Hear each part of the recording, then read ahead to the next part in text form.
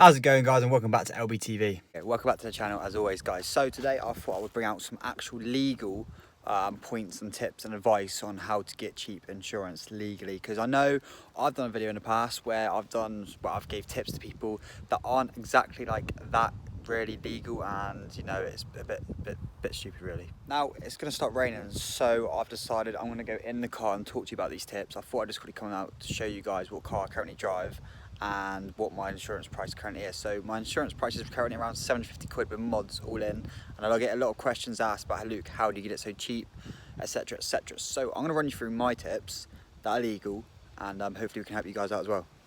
Right, so here we are, back in the car. Obviously, I own my Fiesta ST. Now, my insurance, like I said, is about 750 quid, mods all in. That is due down to the fact that with all my tips and tricks, and we will start off with tip number one. Tip number one I would give with anyone else, I would say to everyone really actually, is to go ahead and when you go into the policy, you know, when you get to the end, when you're like a supermarket, when you're looking through like a money supermarket, money saving expert site where you compare the insurance companies, etc, etc, make sure you always add in you can always add in your parents as extra drivers, or family or friends, or whatever you want to put on as extra drivers. It's always worth checking it with the quote, obviously with your parents or how many people you want to put on your policy, and then without. For me, it worked cheaper without having anyone on my policy. So that's one legal tip.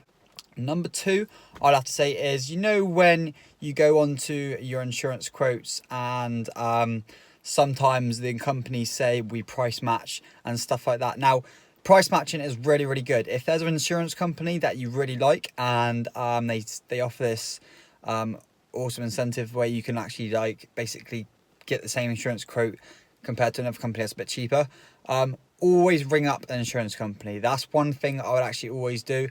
I found out that you can actually save yourself like a couple hundred quid. I think my quotes before I even when I did them all online with my car was about £1,000, so it took it down by about £250 when I rang up the insurance company. So it's always better to ring up an insurance company because it's a great big help. Right, number three is something that you can kind of do at your own risk, but it's entirely up to you. Now, when it goes when you're actually going through like the questions, and it's asking you how many cars are in your household, how many cars are there, where do you leave your car during the day, where do you leave it during the night. Now, you can fiddle with this. This is probably one of the tips that I know I'm saying like, look, I'm giving out legal advice here, but this is kind of up to you, because at the end of the day, it's something they're not really going to check, let's be honest. How many cars in your household and shit like that, it's a load of bollocks, I think personally anyway. But I always put like, I have done it with like 2 cars before, and I've done it with 3 cars, and I've found out if you, for some reason, if you have more cars within your household, it's cheaper for some reason. I don't really know how that works. And I always keep my car. I mean, the thing is, it changes where you can have your car. Some people, one day they'll have their car locked up in the garage for the evening, one day it won't be, because you'll be living with your parents and they won't want to have their car locked up in the garage one day, and then yeah. So I always put that's locked in the garage. Like I said, fiddle with the quotes. Put it in. If you leave it in the driveway sometimes, then yeah, you leave it in the driveway sometimes. If you leave it in a locked garage sometimes, try the quote with both.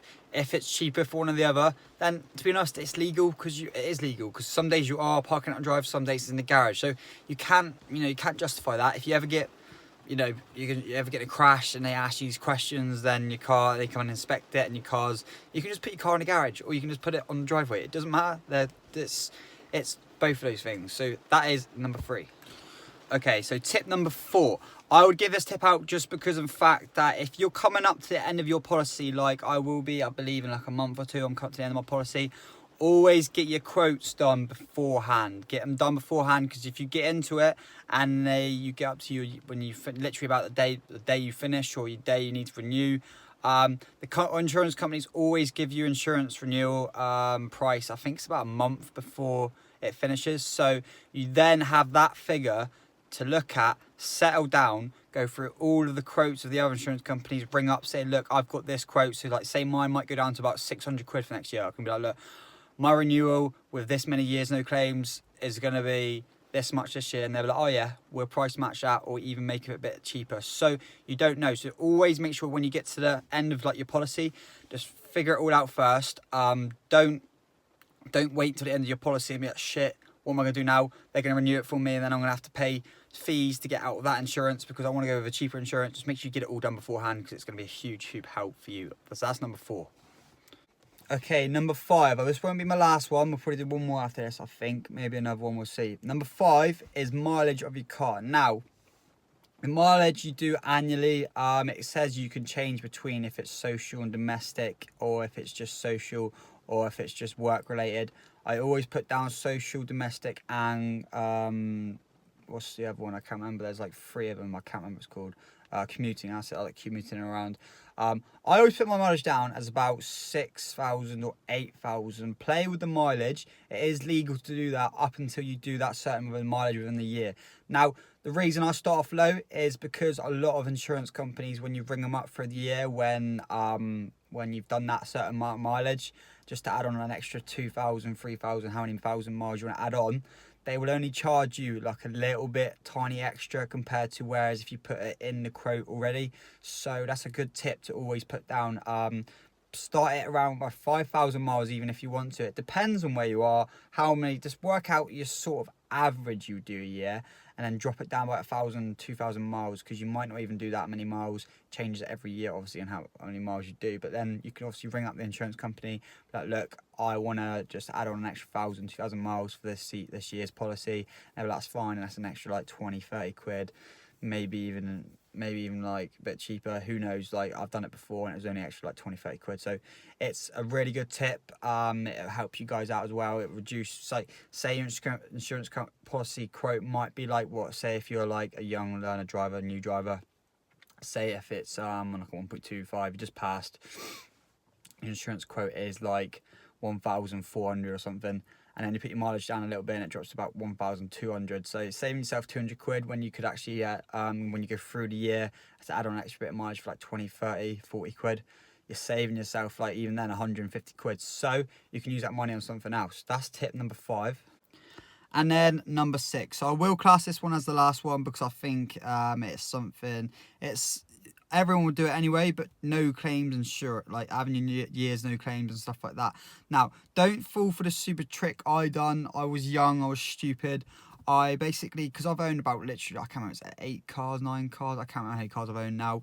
And I've always thought that I had to basically, whenever I get a new car, it's just so stupid. I always thought that whenever I got a new car, I had to get a new policy where I could have just swapped the car over on my policy. Now, keeping your years no claims is a massive, massive discount on your policy, and make sure you do always include it when you're either ringing up for new insurance or whenever you're going online and getting a money saving expert or Go Compare Market, whatever you guys use for comparing insurance quotes. Make sure you always get your no claims discount on there, and make sure if you do feel like you want to change cars, you don't have to change insurance policies as well, because you don't. So that's the last insurance tip, number 6. These are all legal insurance tips.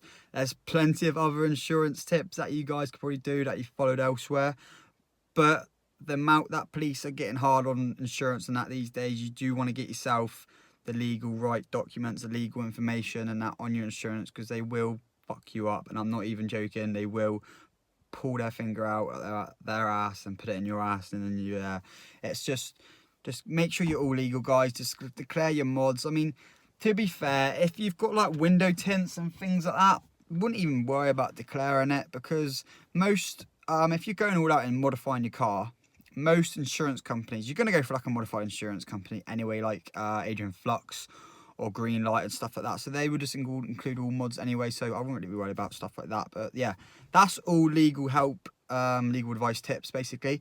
Hopefully you've enjoyed this video, guys. If you have, give this video a thumbs up and make sure you subscribe to my channel if you're new. Hit that bell button to be notified every single time I upload. And I want to bring out a few more helps and tips and tricks videos like this, because there's a lot of young drivers and a lot of people like, Luke, how do you get such cheap insurance? It sort of does based on where you live as well. That's one tip I kind of missed out in this video, but it's coming in right now.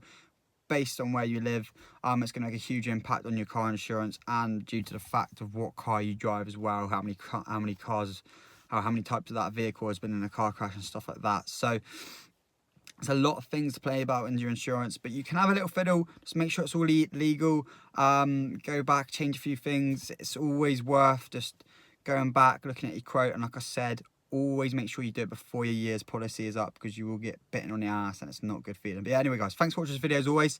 All my social media is in the description down below. Check it all out. If you want to get in touch with me, make sure you just go give me a message on Instagram, Snapchat, whatever you want to get involved with, and I will be more than happy to answer your questions, guys. But yeah, thanks for watching as always, guys. I will see you in the next video, probably pretty soon, hopefully coming out this week, and yeah, I'll see you soon. Bye bye for now.